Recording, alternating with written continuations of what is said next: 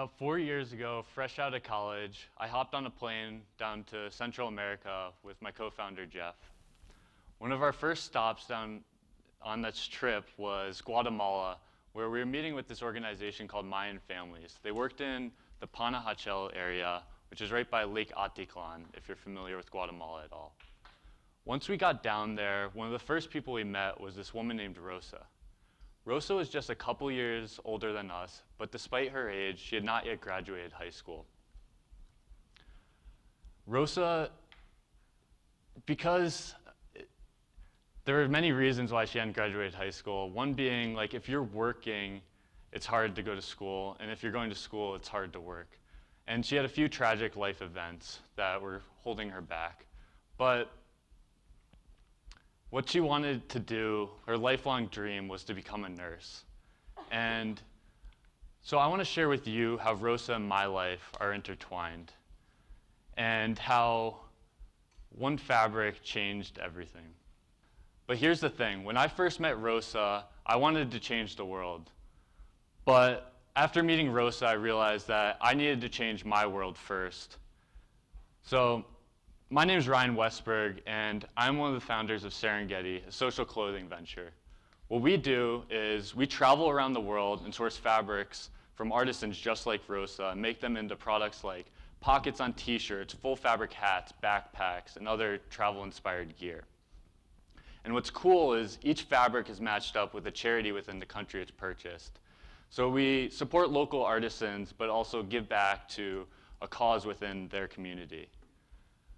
We launched about 5 years ago out of our dorm rooms, and it's been incredible. We've had so many people that believe in this mission just as much as us. And they've helped grow Serengetee into the multi-million-dollar company it is today.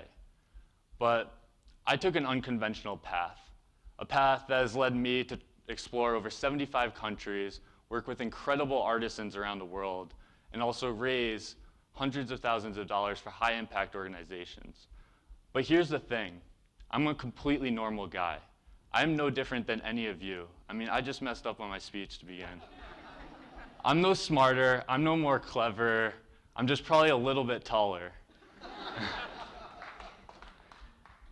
And what I want to share with you is my journey and what I've learned and what I wish I knew on my journey through redefining success and living a life of adventure.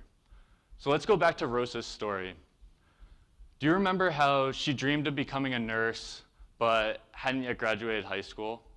Well, we found out that it would take just a couple $100s to sponsor her education and help her graduate. So we offer this to Rosa, and she quickly denies, which was surprising to us. But she told us that she doesn't like handouts. She likes to work for everything she gets. She thinks handouts make people lazy and reliant on the generosity of others. But what she did show us was this fabric I'm wearing right here, this beautiful backstrap woven fabric. And so what we do is we commit to buying all of the fabric that Rosa makes for the next year. And we were going to support her that way.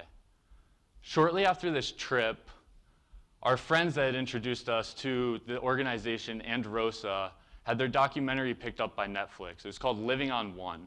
What Living on One did was they went down to Guatemala, lived on $1 a day, and they did this to raise awareness not only for the extreme poverty that existed in rural Guatemala, but also all around the world. And Rosa was in this film. And what they did, they shared that a way you could help Rosa was to buy one of our shirts made with her fabric. And the popularity was insane. So let's fast forward. This is us with Rosa, me and my co-founder, our top campus reps from the year, and we're at our yearly visit of Rosa's house.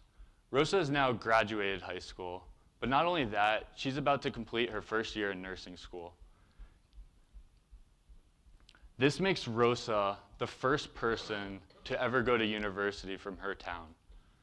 Rosa's a busy woman now. She has a job at a clinic, and she's also a full-time nursing student. But what this means is she doesn't have the time to make our fabric anymore. She can't meet the demand. So what she did was she took this opportunity that was given to her and brought it back to her community. So now we employ over 25 weavers in the Peña Blanca area, which is in the highlands of Guatemala, which has next to no opportunity. And so this is a photo of us with our weavers. So that's Rosa's story, and I want to dedicate my life to creating more stories like Rosa's. And to do that, it starts with a question. Not a single question, but more the art of questioning everything. The first step in breaking free is to question. Question the answers that you've been told your entire life. Question why things are the way they are. We got the idea for Serengeti when we were students, just like most of you right here. We were studying abroad on this program called Semester at Sea, where you travel all over the world, all over Africa, Asia, and Central America on a floating campus filled with 500 kids from all over the place. And we began buying fabrics in each of the countries we were visiting with no real intent of what we wanted to do with them other than the fact that we thought they looked really cool. So when this trip was ending, when this 111-day adventure was coming to an end, we began asking ourselves questions. How can we keep this euphoric feeling alive? How can we keep traveling? How can we give back to these incredible countries that have now given us so much? And we're staring at this pile of fabrics from around the world, and that's where the idea for Serengeti was born. And we launched just a couple months later. After that trip, nothing was the same. I came back and I was questioning everything. I was skeptical about my life. Now I questioned the career path I thought I was on, to what my parents wanted me to be doing, to those parties every weekend that I used to look forward to so much, to what was popular, and ultimately what success was. So what I realized was I needed to redefine success. I needed to figure out what it meant to me and how I was going to make it happen.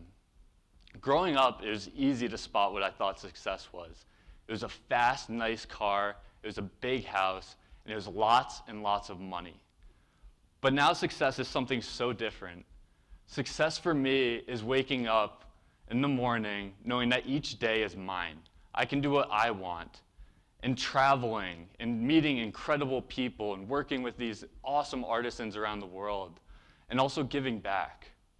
But also, what the question now became, what did I want to do?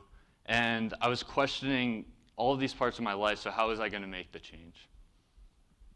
So what I challenge you to do is question, what questions can you ask to change the world? Or how can you change the world by questioning these truths that you've accepted for so long?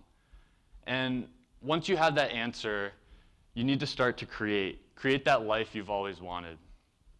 I was here, man, Ryan, you have such a sweet Instagram. You're always in a different country every week. You're traveling nonstop. I wish I could travel as much as you, but I can't. And that drives me crazy because I think anyone can. I think anyone can do anything. But what it comes down to is how bad do you want it? What are you willing to do to get to this goal you say you want?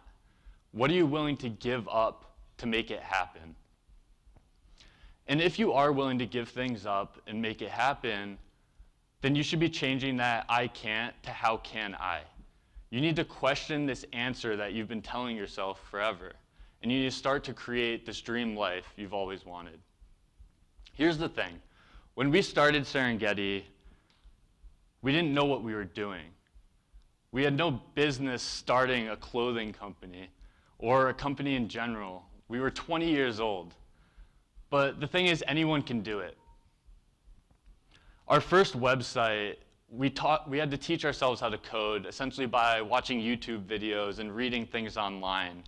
I promise you it was a lot harder to build an e-commerce website back then than it was today. We built viral marketing campaigns with a budget of $0. I'll paint a picture for you. We launched in early 2012. Social media was still like kind of a new thing. There were no brands on Facebook. There were no ads. And so what we saw was an opportunity. So what we did was we asked our friends and family if they would change their profile picture on Facebook and post a status about us. in exchange for a 2-for-1 shirt code. Again, this was way before you see all the Instagram people plugging every product under the sun. So this was new. And what we thought would be maybe 30, 40 people helping us out turned into something so much bigger. It went viral. When launch came around, we had over 1,000 people around the country join in. It was the best launch we could have asked for. I think Steve Jobs said it best. Everything around you was created by people that are no smarter than you. And once you realize that, you'll never be the same.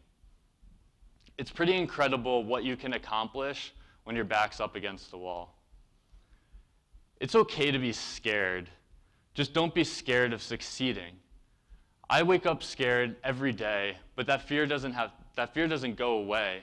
But the process of building something bigger than yourself is one of the most meaningful things you can do.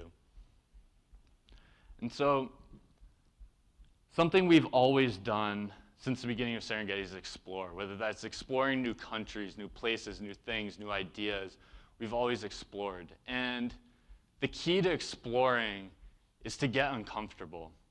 That's something that traveling has taught me, and that's really where the magic happens.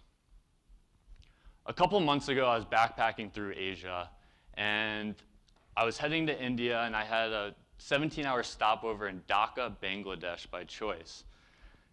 The population of Bangladesh is 164 million people. The size of the country of Bangladesh is the size of Iowa, so its population is half of US in this tiny, tiny place. It's madness. When I told my friends I was going, they thought I was insane. Maybe I was a little bit. So when I touched down in Dhaka, Bangladesh, I grab my bags, I walk outside. It is blistering hot. I'm instantly just sweating in the humidity.